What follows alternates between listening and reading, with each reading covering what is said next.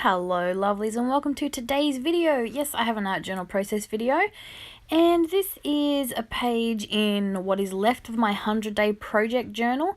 I do have a few blank pages that I do want to go back and fill in, but I also have leftover pages as well, so I want to fill this in so I have a complete journal, which is always exciting.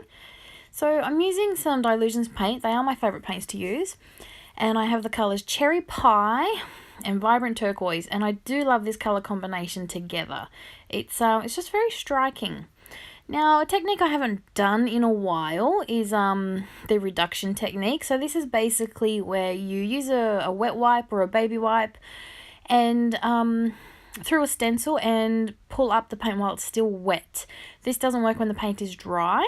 It works best on a gessoed surface. I did not gesso this page, but I am using paint on top of paint. So the paint is acting like that gesso layer, which is why it's coming up so much better where the turquoise is on top of the cherry pie, as you can see.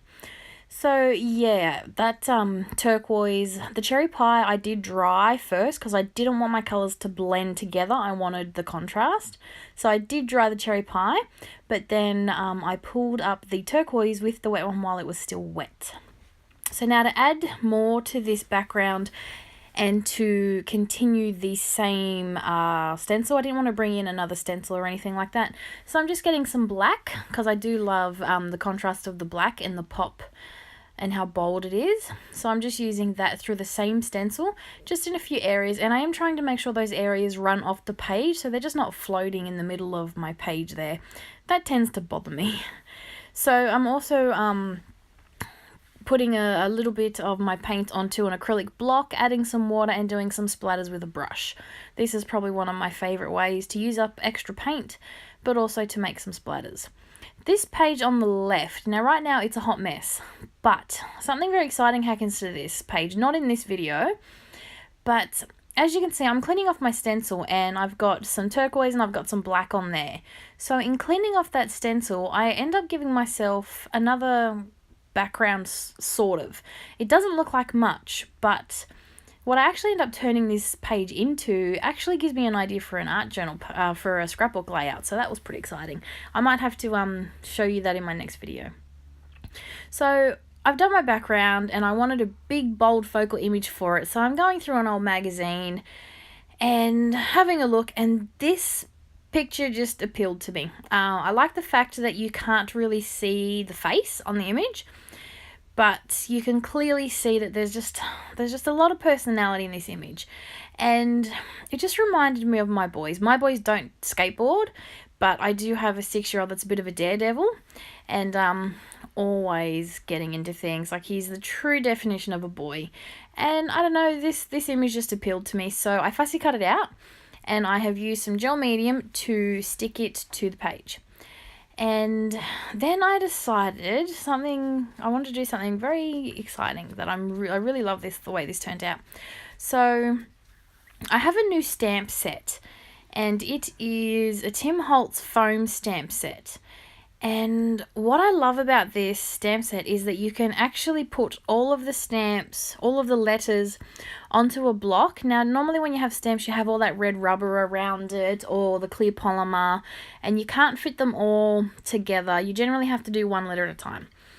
These stamps, the foam is the stamp, and you just, so you can put all your entire word on a block, ink it up, and then there's your word.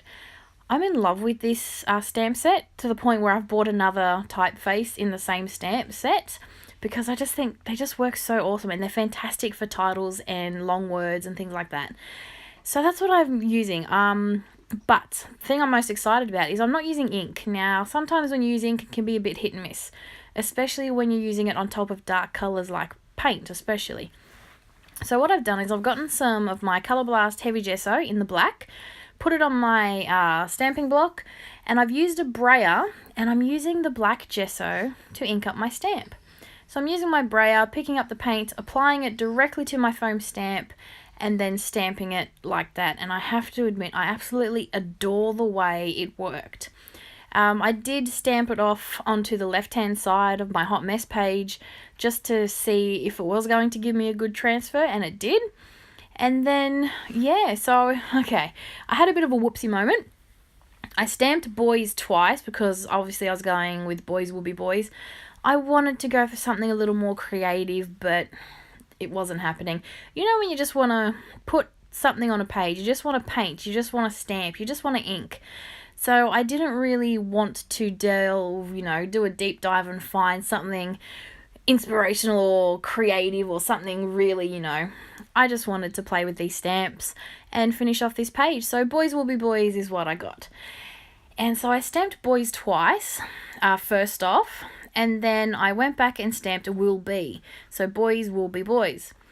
But as you can see, there was a gap between B and boys, and it bugged me. What I should have done is I should have, if I was going to stamp the two boys first, I should have then stamped B and will in backwards order so that they would have spaced perfectly, not the way I did it. So, yeah, it bugs me, but I fix it in a minute. You'll see what I mean. But right now, I have my white paint pen. I've been playing with white paint with paint pens a lot lately. If you saw my video earlier or later last week, you would have seen that I got a bunch of paint pens for my birthday. So, yes, I've been playing with paint pens. Only problem I have with paint pens is I'm impatient and I don't like waiting for paint and ink to dry properly, so I tend to kill them far too often. So I'm trying to work on that, but I did make sure everything was really, really dry. Paint is easier than ink because paint dries faster. Ink soaks into the page and it gives off the impression that it's dry, but it's not, and you'll kill your paint pen. So yeah, it's much more flexible on paint because I can dry it with a heat gun and then go back and use them. So I have my paint pen.